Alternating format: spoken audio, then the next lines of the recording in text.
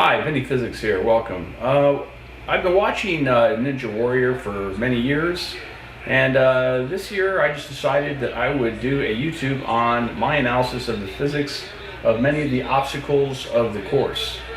And so that's what I've done. This is season 14, episode 1 out of San Antonio, and I'm going to be analyzing this guy's tour through the obstacle course, analyzing again the physics, more conceptually, maybe just a teeny bit of math, and also to show how one might beat the course with the knowledge of the physics of what's going on here.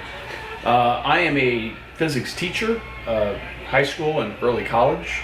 I am also a physicist and applied mathematician, and I enjoy doing this kind of stuff. I've published quite a few videos online.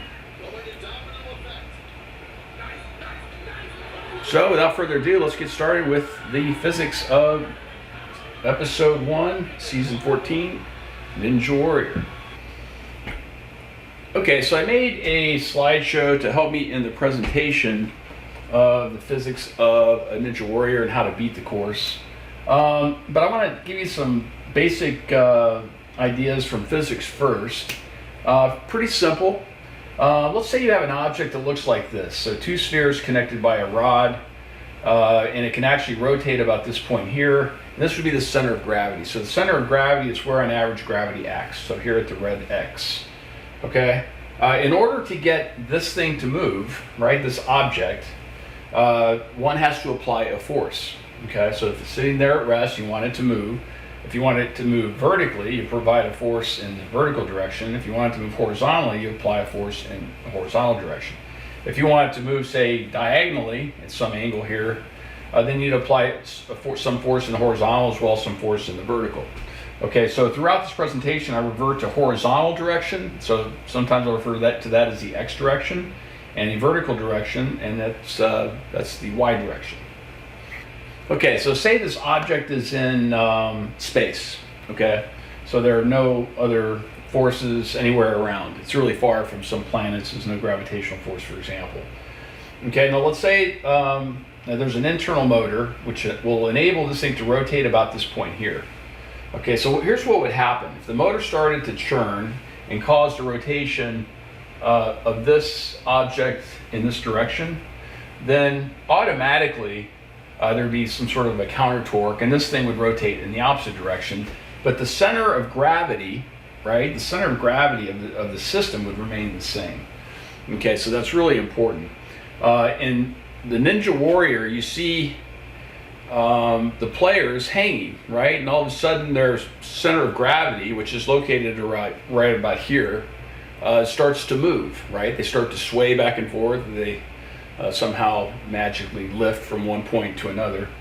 But there are forces being exerted, external forces being exerted on the players, and the external forces are coming from the rod, for example, or a rope they may be hanging onto, or a ring, okay? The way it works is the player exerts a force on the ring or the rod or the rope, and that object exerts a counter force in the opposite direction, and that's Newton's third law. Okay, so another important idea that's relevant to Ninja Warrior is, and let's start with just jumping up from the surface of the ground. So if I were to jump up, right, from the floor, I would have to exert a downward force on the floor. Okay, so that's my force on the floor, and the force would exert an equal and opposite force up. Okay, what about to pull yourself up on a bar? Okay, to pull yourself up, you actually pull down. So the player here would pull down, and the bar exerts that equal and opposite force in the upward direction, causing the player to go up. And again, this is Newton's third law. Downward force from the guy jumping, equal and opposite force from the ground on the jumper going up. Here, the man pulling down the bar providing an equal and opposite force up, causing the person here, or player, to ascend. Okay, Ninja Warrior, quite often you see a player hanging from the rod start to move their center of gravity by just moving parts of their body. and it causes a swaying motion about the rod or the rope or the ring, whatever they're holding on to. Now this is really important because this enables them to get from one location to another location. So what's going on there? Okay, well here's the example I've got for you. This is a pendulum, okay? It's just hanging here. If gravity always acts down, right, towards the center of the earth, so gravity is acting on this ball at this center of gravity here. This green arrow is simply what is called a position vector, and it points from the point of rotation, right, the pendulum is swinging this way, about this point of rotation, to where the ball is located, okay? If these are lined up, if they're what's called collinear, then gravity will not exert a torque. Okay, a torque is something which causes something to rotate. Okay, so if, like a wrench, if you pull on it like this, you're torquing it, and you're causing the wrench to rotate about the bolt.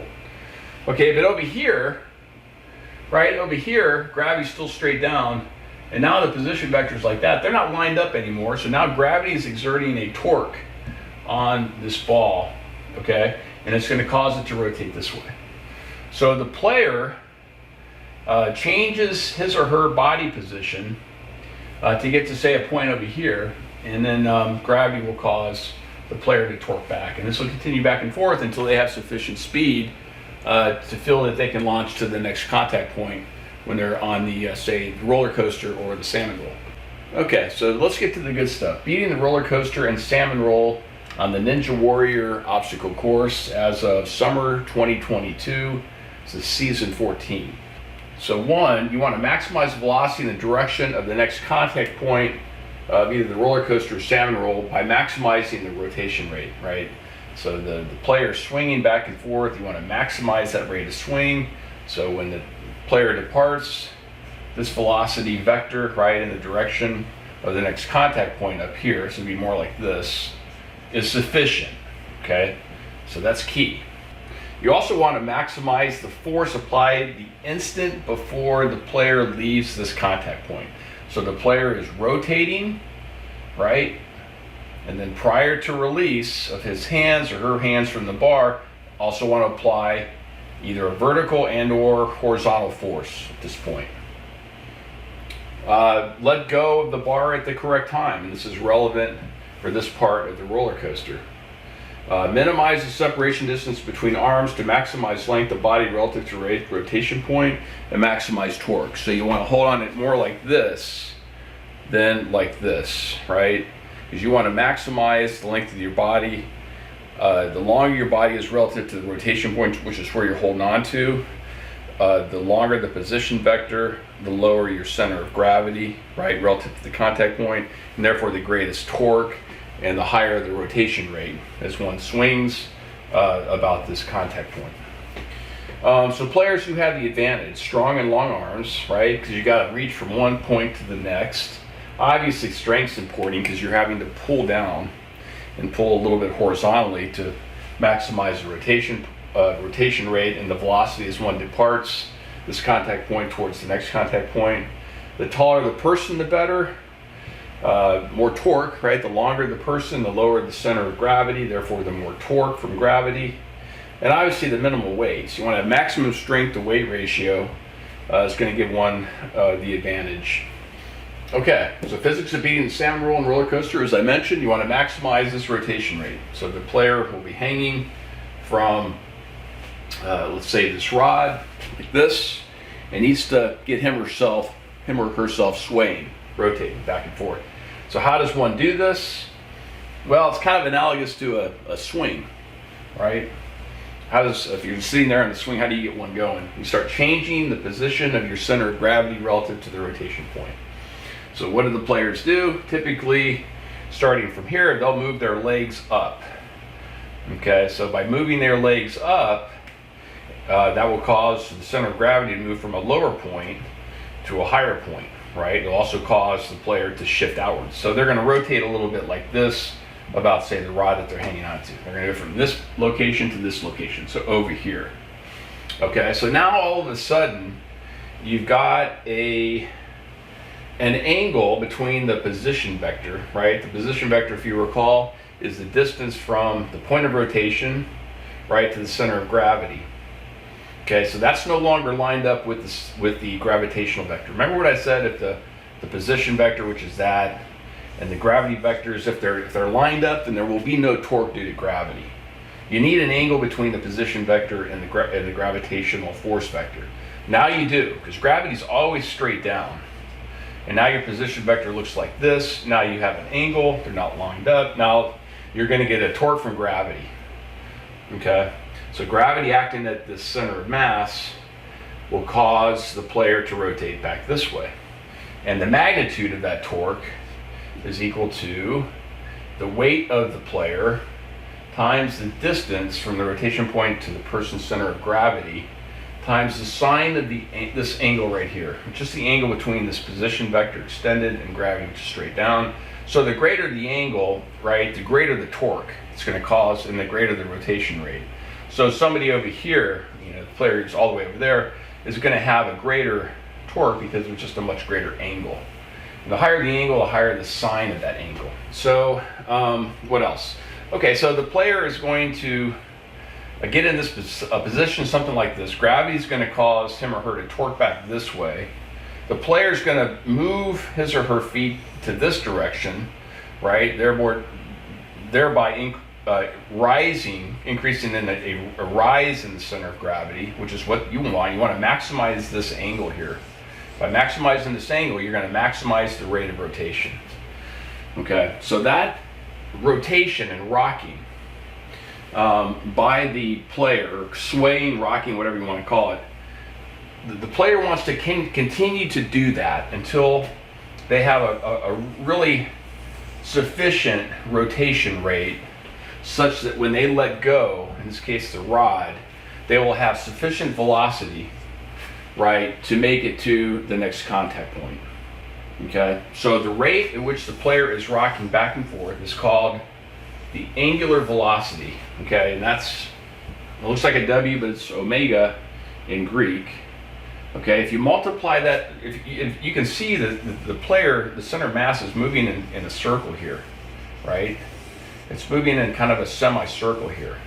So if you multiply the rate of rotation, okay, and that can be in degrees per second, right? How many degrees per second is the player rotating? If you multiply that times the distance from the rotation point to the person's center of gravity, that will give you the velocity at which he or she will leave the rod here. And it will be in a direction tangent to this semicircle that they're rotating in, okay?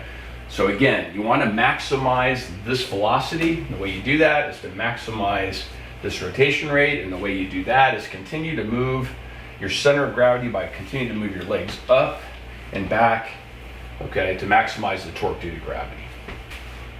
Okay, in addition to rotation, I see players pulling down, and sometimes a little bit horizontally, the instant they leave, say either the roller coaster or the salmon roll. So they're rotating, but again, as they let go, they're providing a force down and sometimes a horizontal component.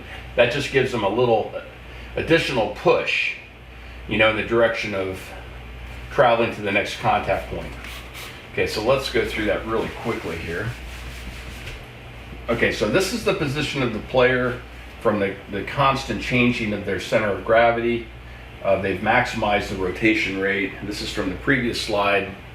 So now they're getting ready to depart either the salmon roll or roller coaster. Again, what you want to do is you want to maximize this velocity in the direction of the next contact point to maximize your likelihood of making it to the next contact point. And in the salmon roll, that can be very difficult. You might have to go from here to here on that last run, right? So you're really having to rise a lot. You're going to need a significant velocity in the direction of travel. Well, let's just say this velocity is not enough. Just say if they let go, they would fall short. They'd fall somewhere down here. So what you see is the players providing, in addition to their rotation, and providing a force the instant they leave.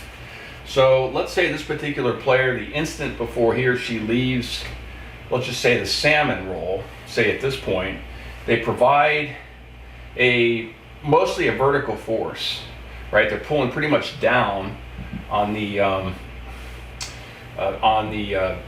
rod they're holding onto, and that results in a counterforce, force of the rod on the player in this direction. Okay, So we're going to add that force to this velocity vector. If you add force times the time over which it's exerted, right? This is meters per second squared times seconds. That's meters per second. So you can add those. So that would be your new velocity vector. So that's what you see in the game. You see these players rocking quite a bit, but in addition, they're pulling down hard at the instant they leave, again, either the salmon roll or roller coaster. And that steepens their velocity vector and increases their likelihood of making it to the next contact point within either the salmon roll or roller coaster.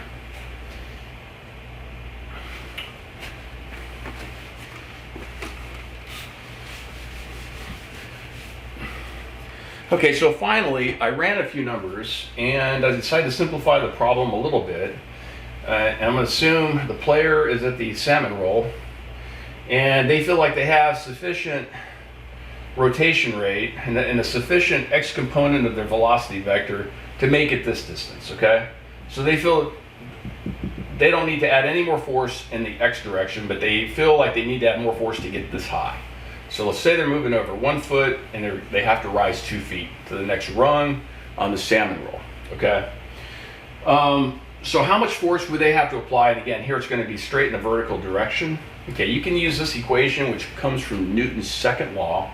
And this just says velocity at some time f is equal to some initial velocity at some time I minus 2 times acceleration due to gravity times the displacement, okay, which is 2 feet. 2 feet here, gravity is 32 feet per second squared on Earth. 2 is just a constant. It comes from the derivation from Newton's second law. The initial velocity is velocity at which they leave this point here. The velocity at which they arrive here is 0, okay? By the time they get here, their velocity in the y direction is 0. So you can replace this with 0. This is one equation and one unknown. Okay, so you can multiply 2 times 32 times 2. You can add that to both sides and then take the square root. You get 11.3 feet per second. Okay, so player needs to leave here in the vertical direction, 11.3 feet per second. Okay, so how much force must the player exert on the rod in the vertical direction, so in this direction down, in order to obtain a vertical velocity 11.3 feet per second? You can use this wonderful equation. It's called the impulse. This is impulse. Force times the time over which the force is applied is equal to the change in velocity. Well, the initial velocity in the y direction, let's just say it's 0. Okay, so this would be probably somewhat of an overestimate because you're going to have a velocity vector that looks like that. So they are getting some velocity in the y direction due to this rocking, right, from the previous analysis. But essentially I'm assuming they're not rocking at all, and they're going to have to provide a force to get all of this, to get sufficient velocity to make this entire 2 feet. So this is an overestimate, but it's interesting anyway. So force times the time over which the force is applied is equal to the mass of the player times the velocity at which he or she leaves this point here. Again, moving straight up. I'm saying the force is applied over a time period of 0.2 seconds. That's a little on the arbitrary side, but it's probably pretty close. And that's equal to mass, which is the weight divided by g, right? That's weight is equal to mass times acceleration due to gravity. So mass is equal to the weight, and I'm assuming this person weighs 175 pounds divided by, right? So mass is equal to weight. I'm assuming they're 175 pounds divided by acceleration due to gravity on Earth is 32. That's why that's there. And then the velocity at which they depart is 11.3. So if you solve for F, you get 309 pounds. Okay, so that's 1.77 times the person's weight. Okay, so in order to pull this off, for a person to go from here to 2 feet higher, right, and this is assuming it's a constant force, they'd have to pull at 1.77 times their body weight. And again, I'm assuming that the velocity in the y direction is 0 due to the rocking. So this is probably an overestimate. It's probably a little bit less than that. Okay, so just a couple more obstacles to go, and then I'm going to play the video, okay? And then we'll talk a little bit as the video plays. Okay, so this is leaping from one platform to another, right? And let's just say these are the last 2 platforms. So how do you beat it? Okay, this is basically a projectile motion problem, right? Like launching an arrow. The question is, what should the launch velocity be and the launch angle? Okay. So if you practice enough, you don't need to do any math, you just probably intuitively know it. So the players who have an advantage in this game, okay, obviously strong and long legs, right? The longer the legs, the greater the stride. And then the smaller, less massive players, right? So for a given force exerted on the platform by your legs, the less massive you are, the greater your acceleration will be.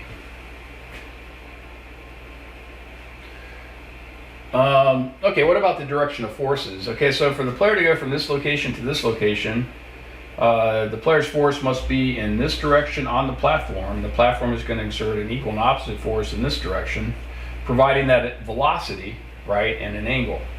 Right, you wouldn't want to jump this way, right? That would just send you horizontal. So you want to provide sufficient force, right, a y component of force in this direction to provide for a sufficient launch angle, and that's the launch angle.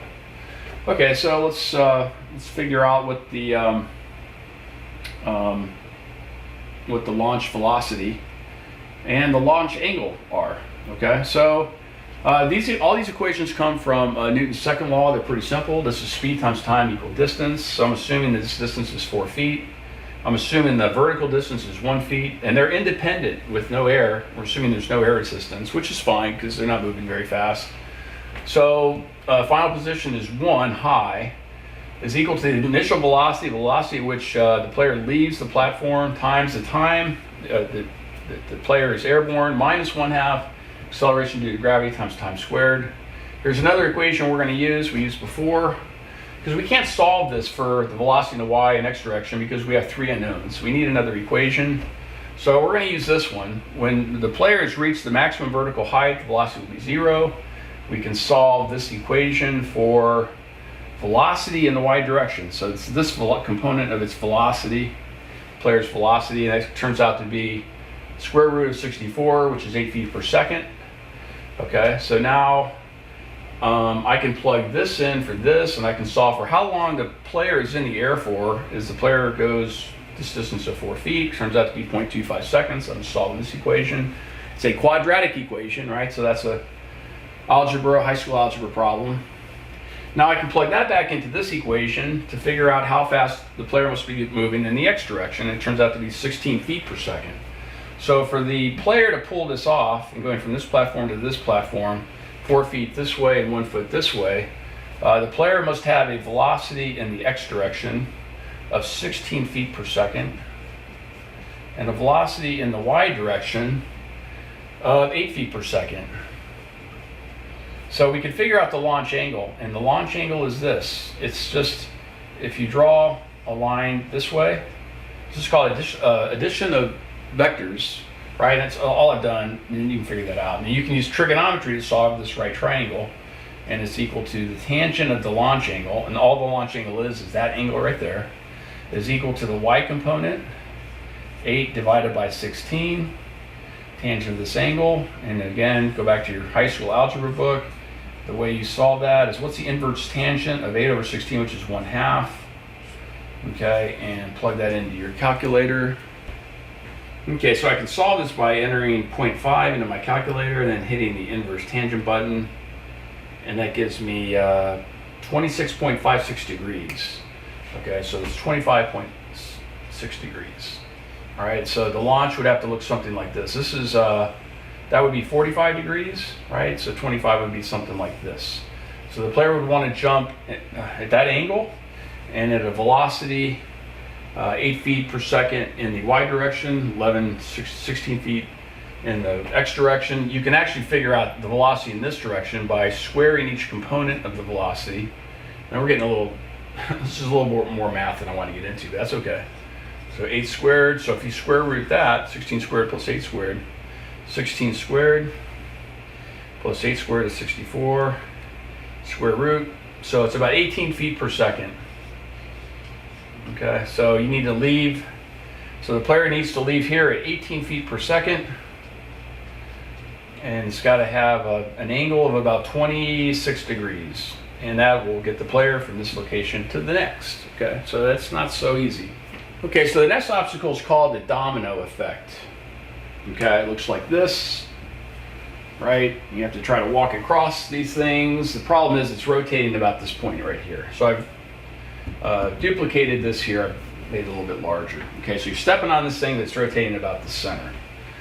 Okay, so the bottom line is you want to land on the domino such that the foot is in the middle of the domino. So players who have the advantage, the smaller and lighter the player, the better. The lighter the player, the less torque applied to the domino. Okay, then the shorter the player, the better. Okay, the lower the center of gravity will result in less rotation for a counter torque from the domino. Okay. Okay, so let's look at each of these points. Okay, so what if the player lands here? What if the player lands here? Okay, so remember the torque due to gravity? Okay, it's rotating here. Remember this? This is called what I've been calling the R vector. So that's R. And then this is just the force. This is as the person lands before the person starts to rotate his or her foot. Okay, so this is just going to be the weight of the person. Okay, so that's going to cause this thing to rotate this way. Okay, and that's not good. That's not good. It's going to make it much more difficult if this thing is rotating this way for the person to push off, right, and propel him or herself to the next one. Okay. Remember the torque. Torque is equal to this R times this W. All right. It's proportional to R times W. So you're going to have a lot of torque and a lot of rotation if you land on the edge there. Same is true here. Same effect, right? Except this time gravity's going to cause it to rotate that way. If you land here, right? If you land there, such that you're, say, about your center of gravity, which is up here, right above that point, then you're not going to cause any rotation due to your weight. However, as you rotate your foot here, right, you're going to exert a force on this thing in this direction, and the domino is going to exert an equal and opposite force on you in this direction, propelling you forward due to the friction between the domino and the shoe of the person, the player. But that's a lot less torque, right?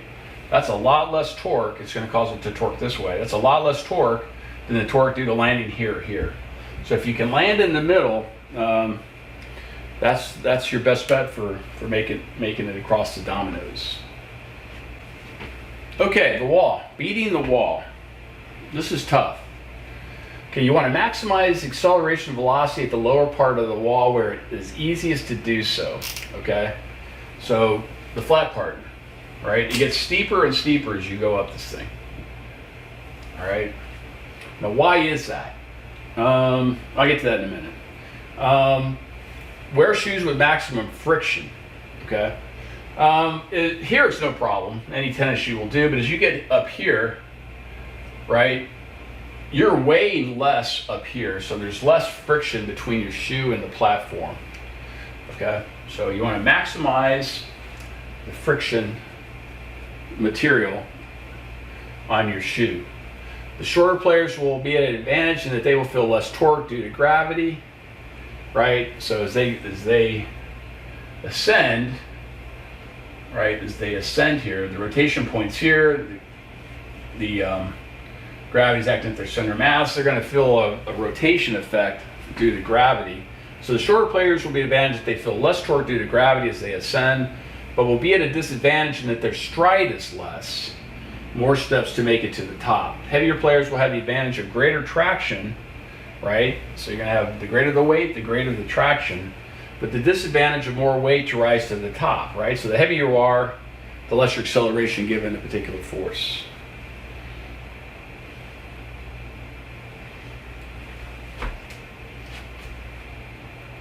So just to expand on this a little bit, as you rise here, right, the force of gravity, I'm going to create an incline here. Well, actually I already have. So as you rise here, the force of gravity on the player,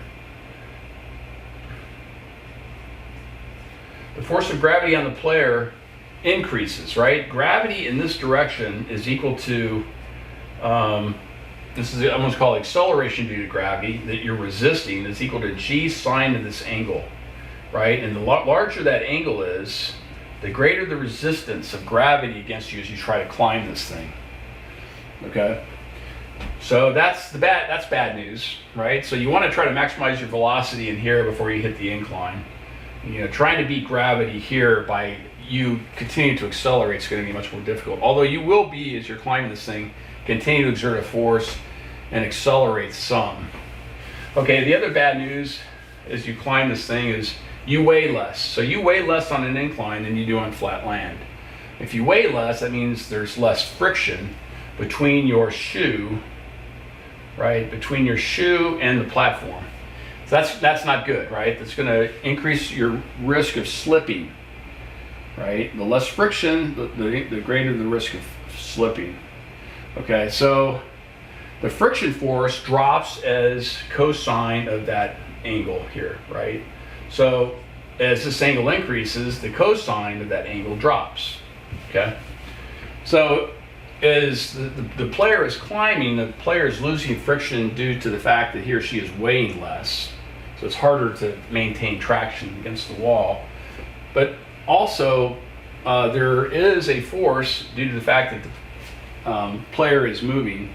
And let's just call it the circular part here, right? That force would be equal to, it's called the centrifugal force, mv squared over the radius of this like temporary circle, right? So the faster one is moving, the greater that force. So that force will provide some traction, right? But the problem is the further you go up this thing, the less your speed, so you're not getting much traction even from the centrifugal force. So it'd actually be possible to compute the required speed and acceleration along various points of the incline, but there would be all sorts of possible solutions, right, to make it from here to here. So I decided to simplify the problem, and I asked myself the question, if I were to simply take a ball and roll it, how fast would it have to roll to make it up the incline, okay? And I ran the numbers based on the smaller wall, which I estimated to be about 15 feet. Okay, so we can use the conservation of energy equation, which is that's gravitational potential energy is equal to kinetic energy, to solve this, where at the bottom here all you have is kinetic energy, and at the top here all you have is potential energy. All that energy due to motion is translated to energy due to position in a gravitational field. So this can be solved for velocity. Okay, you divide both sides by mass, and then you can multiply both sides by 2, and you end up with 2gh is equal to v squared. Then you can square root both sides, and this is what you end up with. Okay, so what I did here is I plugged numbers into that equation. Okay, I don't know if you can see that, it's kind of small. So the square root of 2, right, times acceleration due to gravity, which is 32 feet per second squared, times the height of that wall, I estimated 15 feet. Okay, and that gives me a 31 feet per second required speed. That's pretty fast, right? That's actually like 21 miles per hour. So I don't think the runners are running that fast at the base, but to the extent they were, it wouldn't take that much more effort to make it all the way up. Again, even if they were moving at that speed, some additional force is required to make it up the ramp because they are changing directions, right? And that requires a force. Okay, so that's the velocity required to go up the wall, but also the physics, the relevant physics related to climbing the wall. So the next thing I'm going to do is play for you season 14, episode 1 from San Antonio. And this is one of the players as he makes it through successfully all of the obstacles. And I'll pause at various points to discuss.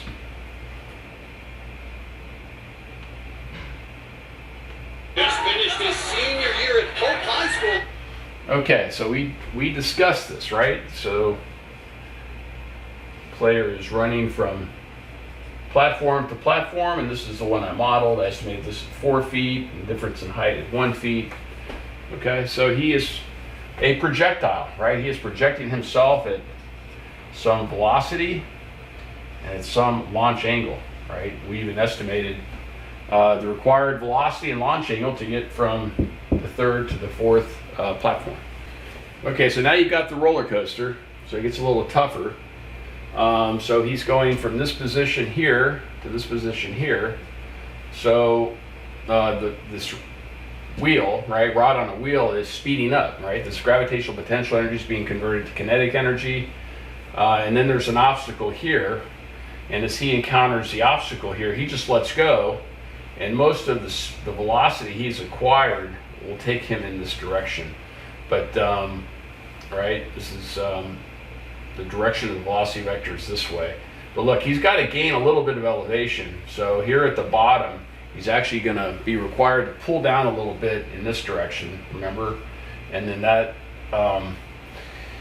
the force of the platform on the rod then will exert a force in that direction. That'll give him a little bit of elevation, in addition to a little bit more speed than what he has just from the potential energy being converted to the kinetic energy velocity here.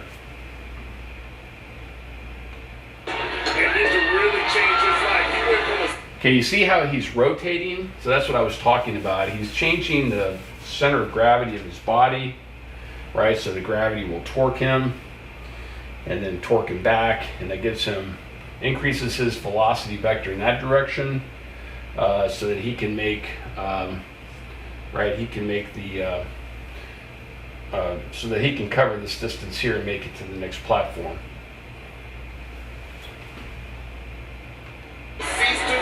This sort of really impacts balance. Go into Domino Effect. Okay, so here are the dominoes. So as I mentioned, to minimize the rotation of the domino, you want to land dead center. And he definitely did that on the first one. Nice. Yeah, he's doing that on pretty much all of them. The last one he caught it towards the end, it rotated back, but he made it to the end there.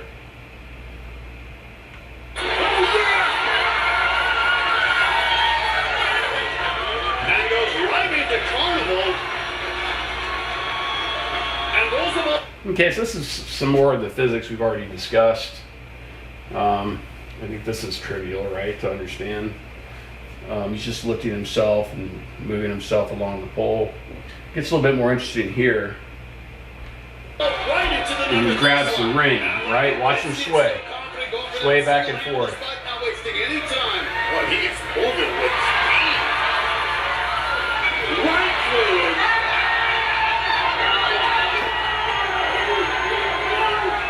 Just amazing. Okay, certainly probably the most difficult obstacle coming up, the salmon roll.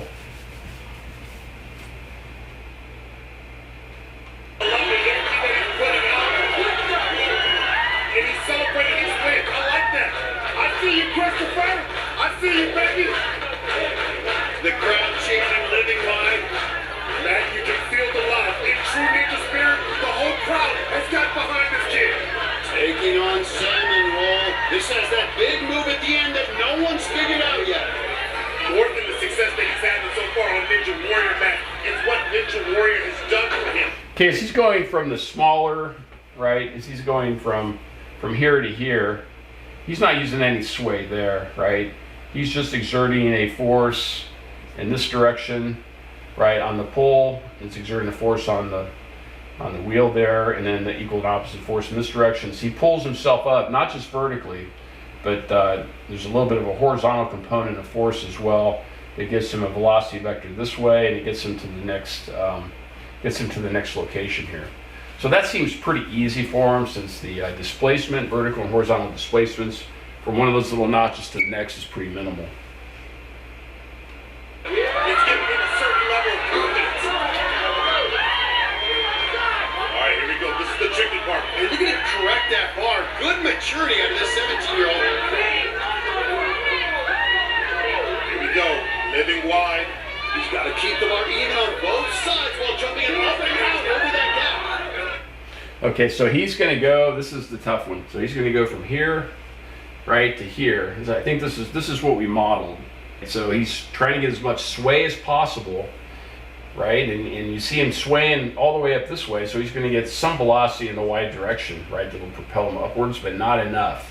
Most of the sway back and forth is going to result in a velocity vector that looks more like that. So it's going to be sufficient to get him this distance, but you'll see as he pulls down pretty hard, to give him a velocity vector or a force vector in this direction as well as a velocity in that direction. And sure enough, he does it sufficiently. Up and out. Nice. Christopher, what power there. He is so focused. Get out of there. And look at this. Man, look at him. He's in shock. He can't believe it. Talk about living wide. Christopher Harding Jones running and getting the other side. Okay, finally the wall. Season's first finisher. So as I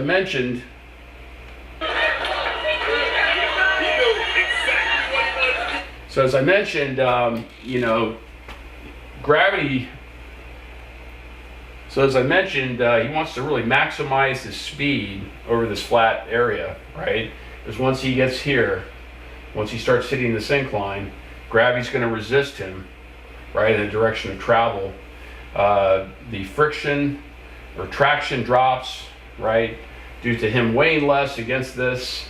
However, that's somewhat offset by the fact that there's some centrifugal force due to his motion along this incline. Okay. When he came out here, and that's to get that buzzer. He's done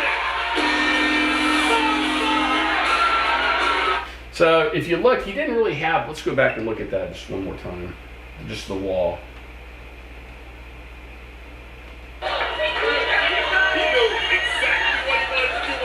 So, even though I'm correct that you want to try to maximize your velocity here before you have to start fighting gravity, this kid is so strong, he didn't have that much speed going here, and he easily, right, accelerated well in excess of gravity in making it up this incline. I didn't see him slip at all, so you know, he had sufficient weight. I mean, he's a pretty heavy kid, right, pretty tall. He had sufficient velocity as well as weight. Right, even though the weight gets less due to this incline, right? Once again, you weigh less on an incline than you do on a level surface. So again, he's not moving that fast, but he does have sufficient strength and traction to make it up the wall. Out here, and that's to get that buzzer. He's done it. Okay, so I hope that was useful to you. If you have any comments, please list them, and also subscribe. I do this kind of stuff probably once every couple months or so. Have a good day. Thanks for watching. Bye-bye.